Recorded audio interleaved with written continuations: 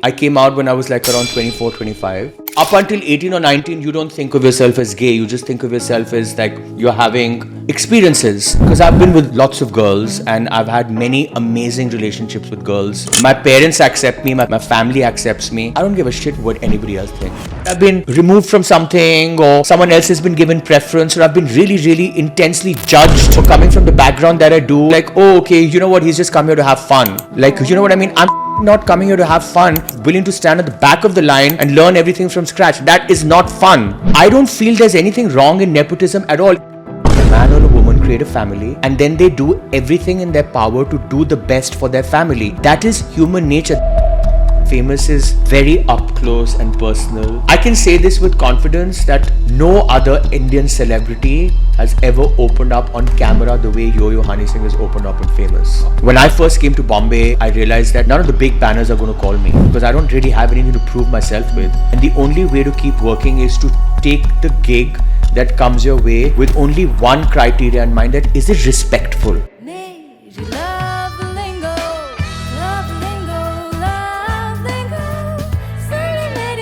We're all born naked and the rest is drag.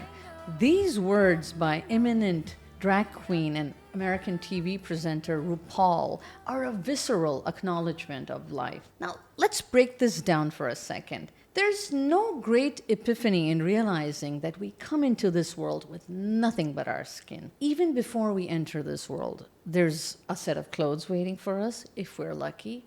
There's a name waiting for us. There's a family waiting for us. An identity waiting for us. As soon as we enter this world, there's a set of values waiting for us, a religion waiting for us, and they may not necessarily align with who we are. Hi, this is Ursula Qureshi. Ursula, absolutely. The moment we come into this world, we're inundated with like a myriad of constructs, right? Hi, this is Just Sagu, and today on Love Lingo, the podcast, we have someone we've been watching closely and are intrigued by their magnetic personality. He is a writer, a filmmaker, a fashion enthusiast, and an advocate for LGBTQ+. He carries an undeniable allure. Let's explore radical love and self-expression with our guest today, Mozez Singh. Hi.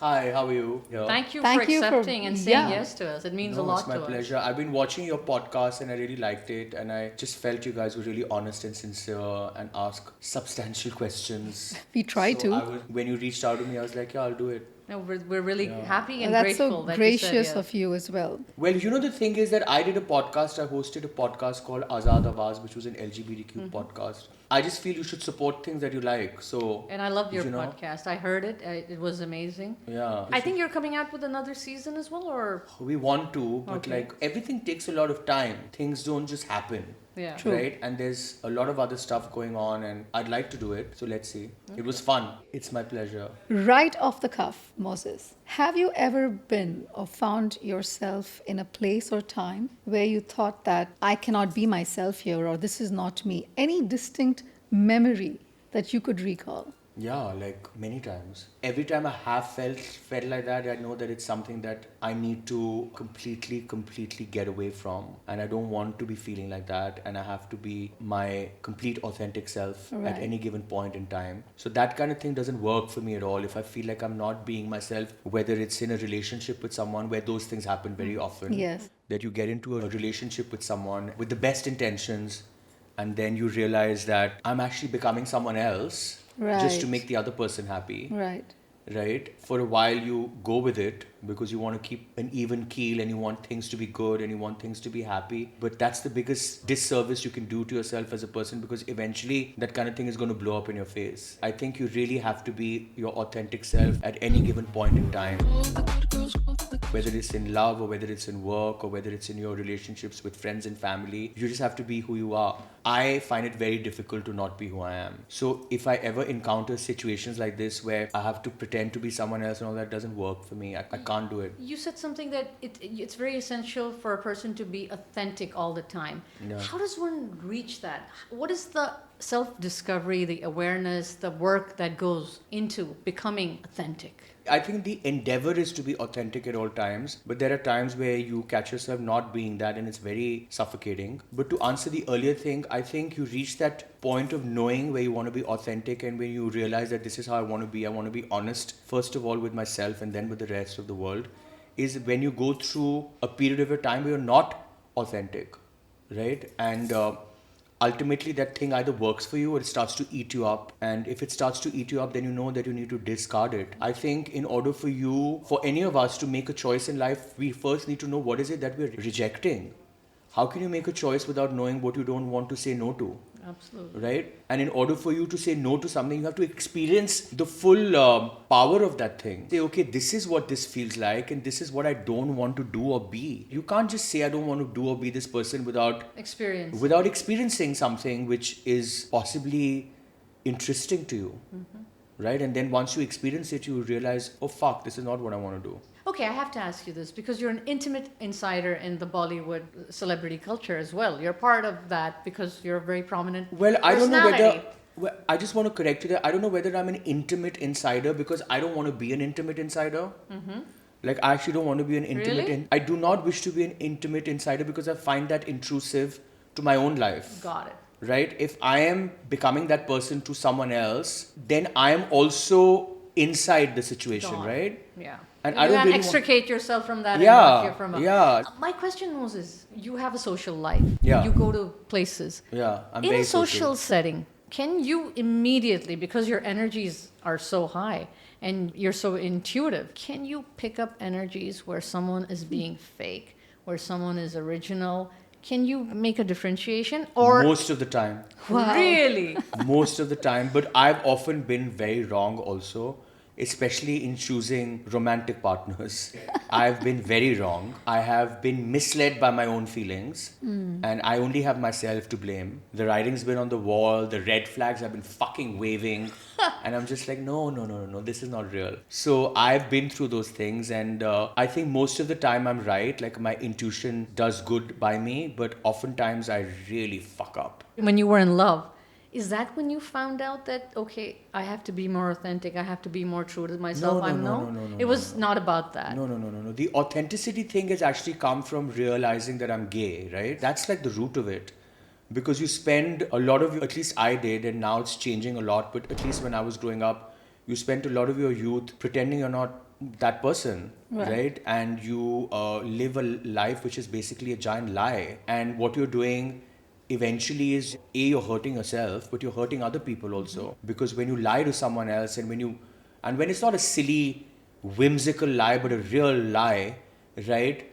It's very damaging to the other person and to yourself because you are continuing to put up this facade of who you are, knowing deep inside yourself that this is not who you are. And it's very kind of disorientating because you're like, what the fuck am I supposed to be? So the authenticity thing actually comes from that. Like, who am I? Okay. Like, who am I? And I need to be honest and truthful to myself before I become honest and truthful to the whole world. I need to come to terms with who I am. And this journey began very early on for you. Yeah, so basically I came out when I was like around 24, 25.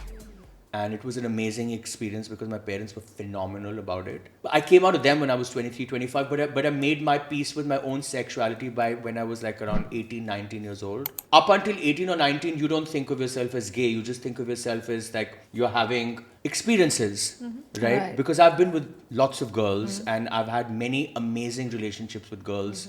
All my ex-girlfriends are like very dear friends of mine. I've been with lots of girls, so you make yourself believe that you're just having an experience on the side, and then that experience becomes more important, the heterosexual experience, and you're like, okay, now what's going on? Right? And then you start to come to terms with the whole thing, and then you accept it. And then you have to find the strength at some point to tell the people who are closest to you, which is your parents and your family. And once you cross that bridge, then you're fucking done. You're like, then I don't care what anybody thinks. My parents accept me. My parents love me for who I am. My family accepts me. I don't give a shit what anybody else thinks. And that was the most empowering. That was one of the most empowering things that happened to me because I was like, okay, my parents are accepting me for what I am. This is who I am. And this is how I have to live my life authentically. because there's nothing wrong with it. And it's And like at that, come out and tell your parents, and I mean, the fact that they embraced it is amazing. But you found that out. But for you, even to go up and talk to them at that point, at that Oh my God, day or that's the that toughest hour, part. must have been That's like the toughest that part. day? nerve-wracking. It's not a day or an hour, it's years. Years. Do you remember that day? I remember it so well. We were in London. I'd gone out for dinner with my parents and my sister-in-law, and I was by then bursting. I was like, I have to tell them. And I couldn't find the way, and I couldn't find the courage, and I couldn't find the route to get to that point. And we were out for dinner, and I started squabbling with my mom for no reason, for no fault of hers. And then I started squabbling with my dad, and I started to like just squabble because I was carrying all this pent up Yeah. angst in me. It turned into like a horrible meal. And then we all just kind of went home, staying in a very disgruntled way. And my mom was like, "What's wrong with you? Like, why did you have to like behave like that?" And I was like, "I need to tell you something." And it just came out. Wow. And it was the most amazing, one of the most amazing feelings a human being can have is the feeling of relief. Release and relief. Like when you feel relief from whatever it might be, like a mental thing, a physical thing, an ailment, a heartache, whatever. Oh my God, it is so liberating. And that's what I felt. I felt relief because it was by then years and years of carrying this secret and carrying like a double life, which I had just in that moment annihilated. I had destroyed it. And it was just relief. And it was the most amazing, amazing, amazing moment of my life. It was the 2nd of February. I'll never forget the date. And it was freezing in London. And I remember I told them, and I went out of the apartment, and I was on my own, and I was just walking the streets of London aimlessly and feeling completely free, like I was a bird. Wow. It was amazing. It was the most phenomenal feeling in the What a world. picture you just painted. Yeah, I was watching a Walking the movie. streets of- Literally. I watched And I was wearing amazing clothes while Oh, yeah, I all was the I don't time. doubt That that. I don't Just doubt. saying. some Just amazing saying. layers. Just saying, yeah. Like That I don't doubt I about. had some you. nice winter gear on. Yeah. Oh, Absolutely. wow. I'm just kidding. Was it Yeah. snowing? No, it wasn't, but it was freezing. Wow. February in London is very cold. Yeah. Yeah, it is. Moving into Bombay, knowing no one from the industry, No. probably. Not Maybe knowing one the or two people vaguely. Vaguely, yeah. But not knowing the machinations of how Bollywood really works. No. And then finding a place for yourself within Bollywood. How long was that, and how did you feel about it? It took me a very long time. Really? To get adjusted to Bollywood? It took me a very, very long time. I'll tell you something. There are a lot of things I had to unlearn when I came here. One of the most important things that I had to unlearn was a self of entitlement, was a sense of entitlement, because I come from a very privileged home. Absolutely. Right? And I had grown up with only privilege. And that privilege, that kind of privilege makes you feel entitled. Right? It's very normal. Yeah, it's it's very very natural normal. to feel Yes. that way when you come from privilege.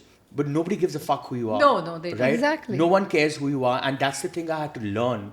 I had to let go of my own preconceived notions about who I am and where I come from and how entitled I am, because I realized that nobody gives a shit. Right? I have to do the work. I have to understand the business. I have to understand the craft. I have to get out there and do all these things. And that is what is going to give me a career. Not because I'm someone's son and because I can do these things and all that. It's all bullshit.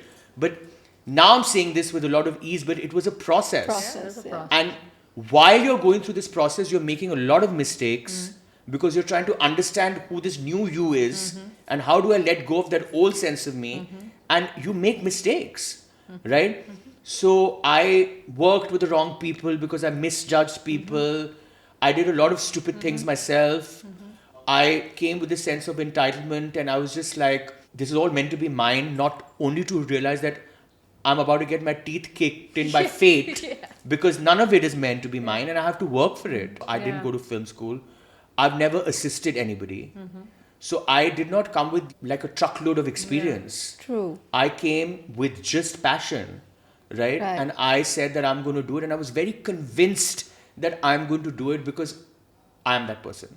I'm so grateful for everything that I've gone through. I'm sure this is one of your topics, but I'm jumping onto it. People talk a lot about nepotism and all I of was these gonna things. connect that. You said entitlement, right? You come from one of the most illustrious families of India. There's no two ways about it. That's the truth. That's your life. You cannot run away from it. Yeah. Having said that, you went through whatever you went through. Now, when we talk about nepotism is a grant, right? It's like a free card, isn't it? Or what's your This take? is my take on nepotism. I think this whole nepotism debate and the whole conversation about nepotism is so redundant, right? What is human nature? A man or a woman create a family and then they do everything in their power to do the best for their family. That is human nature. That has been happening since the apes. That is what we have. So I don't feel there's anything wrong in nepotism at all. If I have a kid tomorrow, I'm going to do everything in my power to make sure that this kid, him or her or they, has whatever they need, whatever I can do best for the kid, I'm going to do it. I don't think there's anything wrong in nepotism from that point of view. You do reach out for your family. It's just turned into this, I don't know. Because I think they've become gatekeepers. The thing that doesn't work for me, which I have experienced in the film industry, nepotism is fine. You have your child, you have your nephew, your whatever it is, you want to do stuff for that person. It's cool, I get it. That's what it's about. That's what love is about. That's what you want to extend your own legacy. I get that. What I don't appreciate is when you are sabotaged, when you are backstabbed, when people do dirty, underhanded things to get you out of a situation or to get you out of a project so that they can plant their son or daughter into. And that's prevalent. That I don't get. Yeah. Right? That I don't, because I'm not into being unkind to people. That is not cool, I feel. Yeah. Right? And that has happened to me. Right? It's happened to you. Yeah, it's happened to me where I've been removed from something or someone else has been given preference or I've been really, really intensely judged for coming from the background that I do, and that has become turned into a thing like, oh, okay, you know what, he's just come here to have fun. Like, you know what I mean? I'm fucking not coming here to have fun if I'm willing to stand at the back of the line and learn everything from scratch. That is not fun. Yeah. That's a grind. Yeah. Right? But at the same time, you know what? I don't really talk about all this stuff except for to my close friends. I'm talking to you guys about it for some reason. I don't know how. I'm so grateful. But the thing is, I don't have the time to dwell on this. I don't have the time to throw a pity party for myself and be like, oh fuck, this one did this to me and that one did this to me. Yes, it's very hurtful when shit like that happens, when you're ousted out of things or there's some kind of sabotage is being done against you. It's very hurtful. But frankly speaking, I want to put my energies on how do I get ahead? Yeah. How do I be constructive? How do I work? How do I keep doing what I've come to Bombay to do, which is not get caught up in all this bullshit. Yeah. So that's my whole thing on nepotism. I don't think there's anything wrong with it. I think it's just become it's been turned into some toxic thing, which it really shouldn't be. I guess you explained it really well. When there's sabotage involved and when they become, I think, gatekeepers, and then they deliberately want you out of a project and Sorry to interrupt No, you, but see, the thing is, I want to tell you one more thing. There are barriers to entry in every business. Yeah. Okay? The film business is not the only business where there are gatekeepers and there are people who get you kicked out of things or whatever it is. It happens in every life. business. It happens in the banking world. It happens in the art world. It happens in the fashion world. It happens in the food world. It happens wherever. Yeah. Right? Yeah. There are different types of barriers to entry in every business. And you have to deal with it. That is life, man. That is life. That is life. I mean, no one's going to get an easy ride. You might be the most privileged person on earth, but there will be something that will make your life difficult. like you said, humbling. Yeah. So, Yeah. this is all shit stuff that happens and it's really hurtful. And I'm not saying I'm above it, but I'm not going to let it rule me. Yeah. I'm just going to keep going on. And that's what I've continued to do. So, you mentioned you were in New York, you were working with a record company, a music, and that's when a revelation dawned upon you. I want to become a filmmaker. That's when the idea, the inception. You know what? It's not a revelation, it's a process. So the thing is that I have been besotted with the movies since I was a kid. Right. Right? Like, I can't even tell you. Growing up, I have watched every Amitabh Bachchan film 5 gazillion times. Like, I know the dialogues I think backwards. we all are Amitabh Bachchan I know big the actresses. I know what they wore. I have like a photographic memory. Oh my I loved movies from when I can recall. Like, I've not loved anything like that. When I was a kid, when I was very young, I had used to sharpen pencils at different heights. And I used to kind of play puppeteer with the pencils where in my mind's eye, I turned them into characters. Like the tallest pencil was the dad, the littlest pencil was the baby. And I was constantly telling things. And then I've been a writer since I can remember. So I was always writing. I've been writing since I was 5 or 6 years old. Just expression, just creative stuff. I went to a boarding school. I went to the Doon School. And I was the most prolific writer in my entire tenure in Doon School for 6 years because I used to write without being asked every week for the Doon School magazine. every week. I just used to do it. So all of this has always been thing, and it was all coming from films. I love films. But I just never thought that it would be a part of my life because I came from a very different world, and kind of films were at that stage being looked down upon. And it was not something that I ever thought that I would even have the audacity to ask my parents about. Even though my grandfather was very friendly with a lot of film people. He was very friendly with Mr. Yash Chopra. Silsilas shot in one of my grandfather's houses in Delhi. Oh, cool. My brother and me used to go and gawk at the we were so transfixed by everything. Yeah, so my grandfather was a very illustrious man, and he knew a lot of people from the film industry, so they used to keep, but not for films, was for whatever. Yeah. So it was always very much there, and I was just like, okay, this is just something I'm going to love but never do.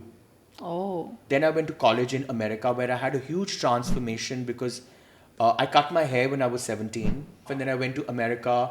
I got this new name, Mozez, which was a very bizarre name for me because you were born with a different name, right? Yeah, so my real name is Mohanjit, which nobody fucking knows. I was named after my grandfather. My grandfather, like I said, was a very illustrious, very successful businessman. And for some reason, he chose me to be named after him. I was not the first grandchild or the last grandchild, somewhere in the middle. But from the day I was born, I was given a nickname, which is Bunny. And everybody in my family called me Bunny, including like my headmaster and the principal and the teachers and everybody. So nobody called me by my real name. I went to America with a haircut for the first time and without a turban. And I went there and I said, you know what? Now I'm going to be called Mohanjit. So I told everybody that was my name when I went to college, and no one could fucking pronounce it. I had like long hair. I was doing like this long hair thing, and I was just like, whatever, going through some weird hairstyle. And somebody said, oh my God, he looks like Moses from the Bible. Oh, wow. That is and so it just cool. stuck. I realized that it became easier for people to call me Moses because you just got on with it. You know what I mean? It's like, hey, what's your name? Things. Sorry, like whatever. So it just became an easy name. And I lived in America for so many years that I started to use it myself. Eventually, after 2 weeks of feeling really weirded out by this name, I'm like, Moses, and all I could thinking was like Charlton Heston, 85 years old, doddering up the mountain in the 10 Commandments. Right? So, there is a reason why today's topic is radical love and self-expression. So, the day we decided, hey, we have Moses on board, we were like, what's the topic? And this was the hardest thing to kind of come to. So, why it is radical love and self-expression, and I feel so great actually about this decision, is because in your conversation, I'm seeing radical love taking form with you in the form of your parents, the way they are. Radical love is what? Universal love. It's self-acceptance, and it's no room for judgment. So you've had those experiences. Yeah. You've had that. You've received that. So that, and then to connect that with something very recent that I watched is when you were meeting Urfi Javed, and I have to mention this girl because I really think she's incredible. Of course, I saw radical love happening right there and then with Urfi Javed because you took it upon yourself to like include her and make her feel a certain way because she is so worthy of it. Yeah. And you took that effort. But he realized and you reached out, and I understood that sentiment. Yeah. It was so pure. It was so real. So that's why I said, we have to talk about radical love. So how did you get there? Like, you're, again, an embodiment of that as well. I think the greatest things and the most wonderful things happen in life is when you're open to people, situations, experiences, whatever. And I just always want to be open. Right? I don't want to be locked up in some ivory tower thinking I'm this, that, and whatever, because I'm not, firstly. And secondly, life has to be lived, right? Life has to be lived. And in order to live life, you have to have all kinds of experiences. True. You have to meet all kinds of people. You have to go to all kinds of places. You have to see all kinds of things. There's so much to do. So when I saw Urfi, like just going out there and doing these crazy outfits and whatever it is, and just having the confidence to go do that all the time and then creating value out of that. I was like, I want to reach out to this girl. So I DM'd her. I said, you know what? I think you're great and I would love to meet you. And then we had a dinner where Shobha Day, who's a very dear friend and someone I greatly, greatly admire and I've known since I was a kid, she said, I want to meet her too. She's also like... She's an amazing lady. She's amazing. Wow. We had the best fun. We had a very drunken dinner. I could see that. Drunk? Oh, wow. I was like, these guys are really having a good time out there. I learned a lesson today from you, from Mozez Singh, that, just be open to even approaching people, because sometimes I just stop myself But I learned a lesson, and I'm so grateful that I learned that from you. You know, the thing is, you know what the flip side of that is? When you're open, people like to misuse and judge that. Yeah. As like And that being, happened to me. yeah, as being Yeah. overly familiar. Or like give even it a overtly negative- nice. Or overly nice. Yeah. Or like, oh, he's just He trying to like needs get something. into this or get into Yeah, this or yeah, whatever. yeah, No, yeah. dude. Why- yeah. No, I'm just being friendly. I'm just being like fun. I'm just Exactly. being, There like, is no open. agenda. That's really. something I love about you. Agenda here. Exactly. I so love that about you because you're so true to yourself. When you hit the pillow at night, you're like, "Hey, I didn't do anything out of any whoa." Good You intentions. know what? That's really true. Yeah, because When I there's- hit the pillow at night, I know that I've not fucked over anybody. Yeah. I know that I've not cheated anybody. I know Yeah. I've not betrayed Yeah. anybody. I know that I have not wronged anybody That's in this peace. way where I would break their heart, because I would not do that. Yeah. I would think twice before I would really going to hurt someone. Because I would not- karmically, you are so in touch with yourself. Karmically, you want to keep redeeming yourself. So you are self aware, right? Like, you know the consequences of something. So you're always protecting yourself. Like, okay, I don't want to be feeling a certain way. Yeah. You're self aware, right? That's where it comes from. Yeah. The Yeah. intention is what matters to you the most. I mean, the thing is that I think that you have to spend your life doing the right thing always, by yeah. people, by yourself, whatever it is. I think it's way tougher to do the right thing than to do the wrong thing, because the wrong thing is very seductive. Yeah, it pulls you in, right? Right. The wrong thing is very seductive because the wrong thing is full of easier ways and shortcuts and power trips. Yeah. And ego boosts. Yeah. Right. All the wrong things are full of these things which are very seductive. True. Right? They make you feel good about yourself in that moment. It's the right things which are the tougher things to do, which are the longer things, Longer which routes. take longer to happen, Yeah. which Which have- require patience. which require patience and resilience and All sorts of- courage and yeah. all of these things and blah blah blah blah blah. But I think you need to do the right thing. Yes. I do feel like the compassion and wisdom. And Sana did mention that. You She have did. to meet like I Moses. mentioned, like, you know, the night we were together having dinner, Sana was like, you know, what's going on with the podcast? Who are your other guests? And she was like, hey, what do you think about I Moses? said, we love him. Would he ever come? And I said, yeah, why not? That guy is pretty interesting. And you know what? She didn't even wait for a minute. She created that group. She put you on.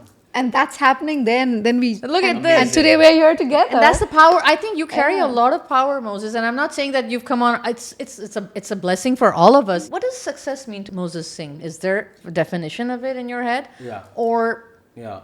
I'll tell you what success means to me. Success means two things to me. One is the opportunity to do better work.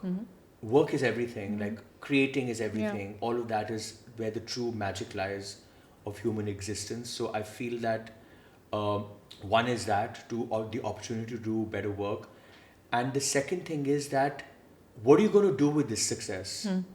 How are you going to make it better for someone else, right? Success is not about your roles, your Rolls Royce and your this thing. All that is fine. Those are like secondary things. I think how are you going to make somebody else empowered and happy with the success that you have, right?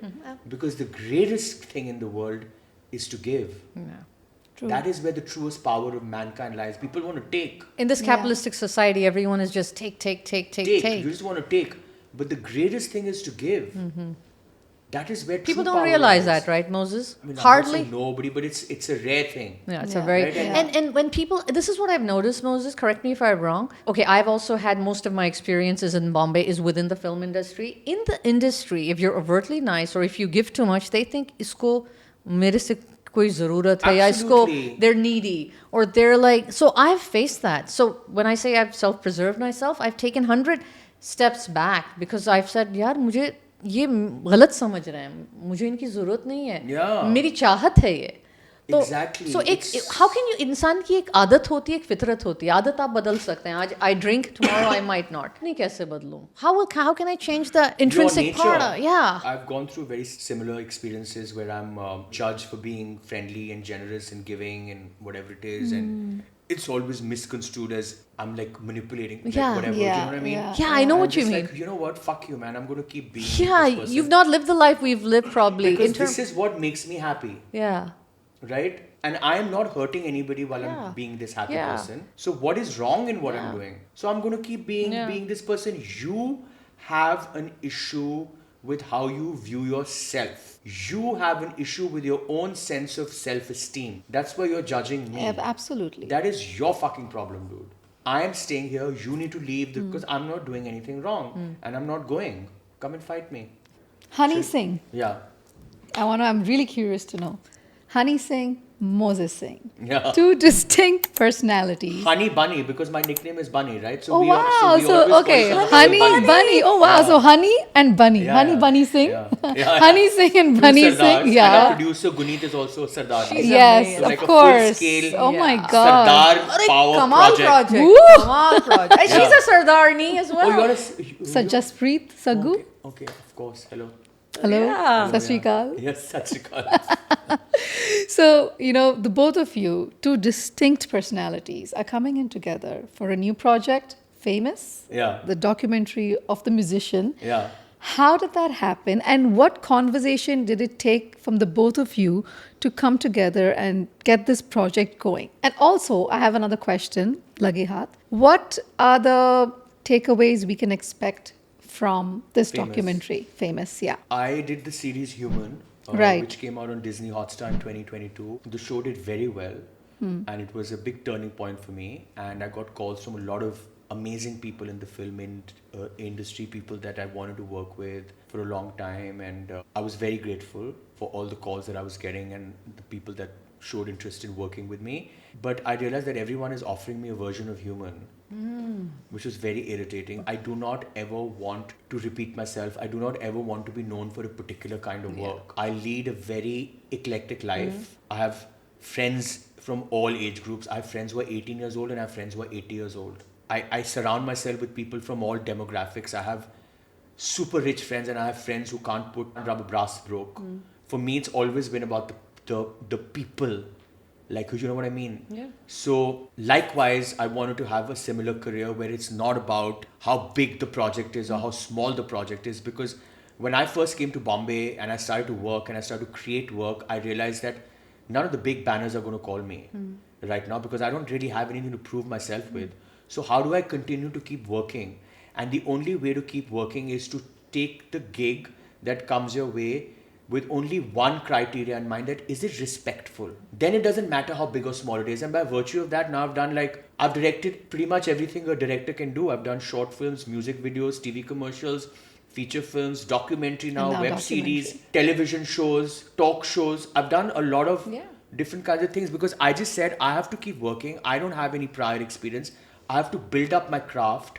And for that, I need to look at the work that comes my way, not in terms of size and scale, but in terms of how respectful it is. So I did the smallest things, I did some pretty big things, and I made my way to Human, and that's the way I wanted to go forward. And then suddenly I got calls, and all the calls were about very similar material.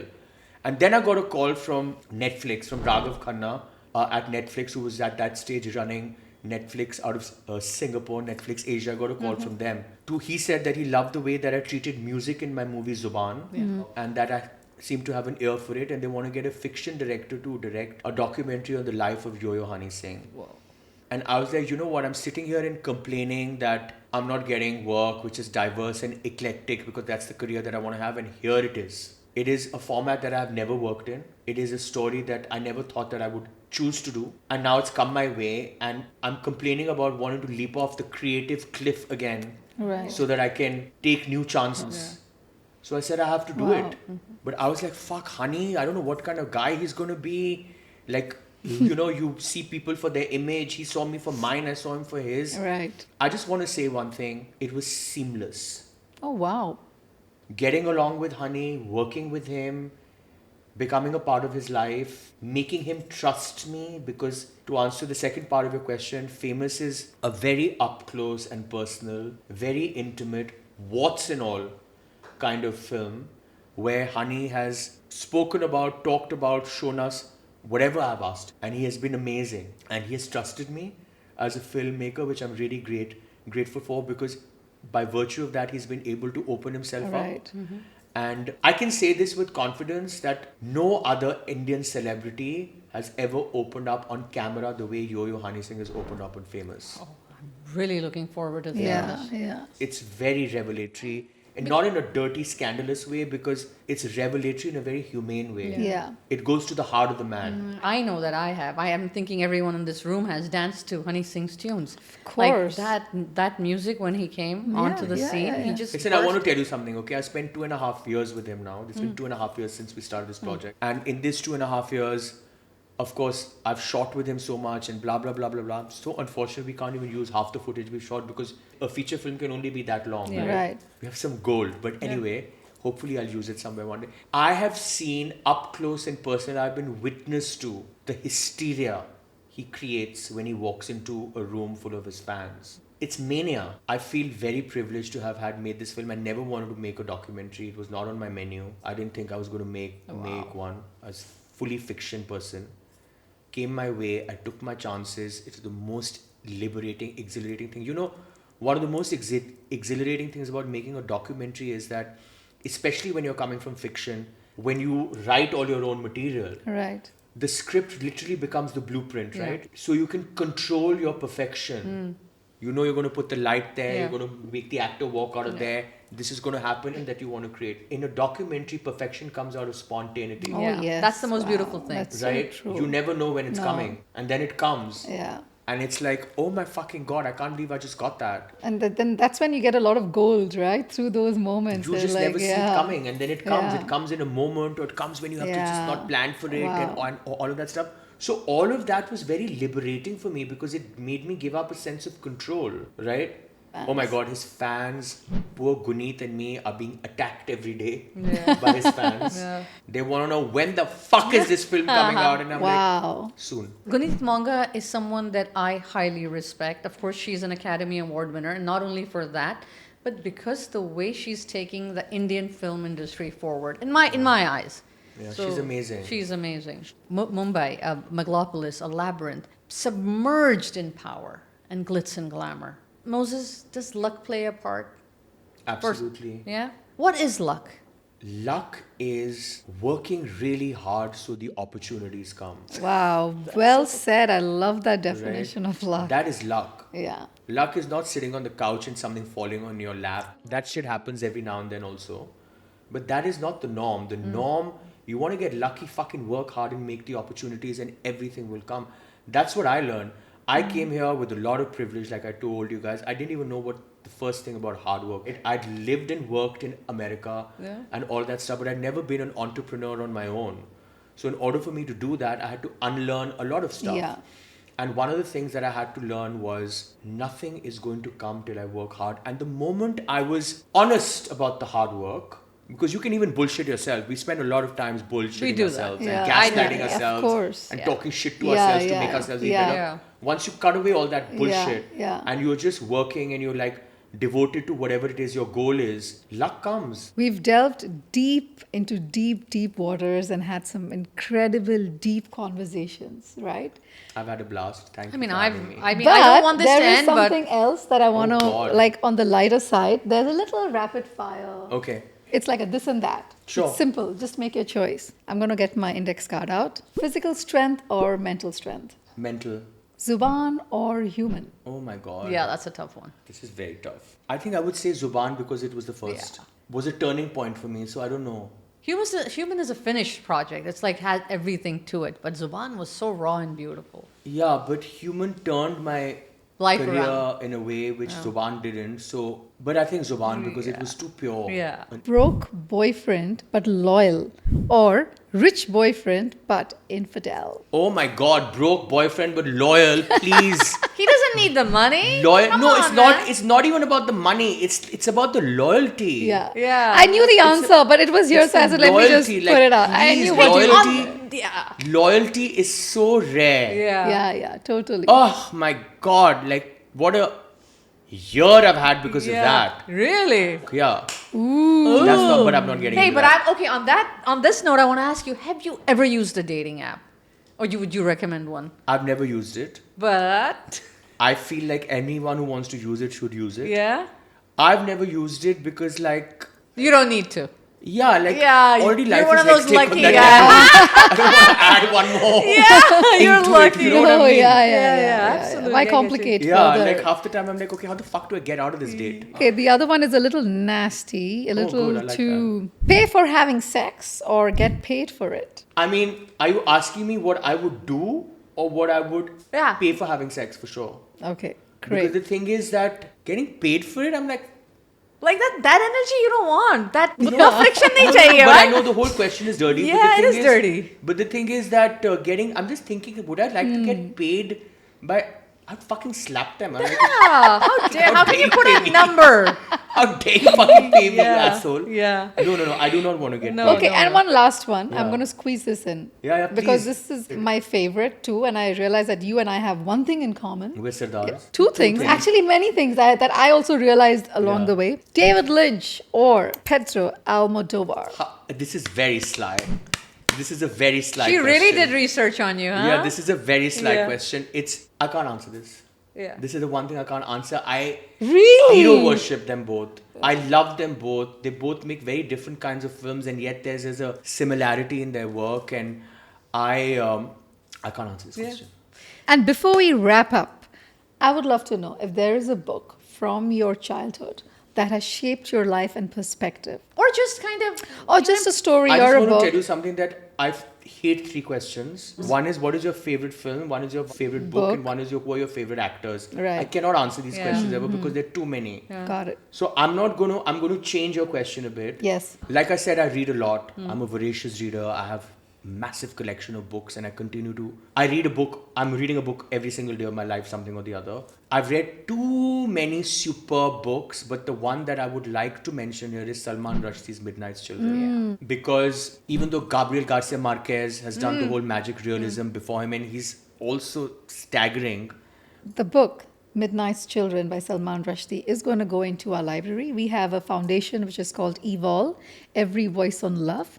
And through our foundation, we want to impact underprivileged children by making books accessible, storytelling, a way of learning and fostering imagination, like how it fired up your imagination. We want that for these children as well. So We're gonna- trying to we're revive the lost art How of can I help?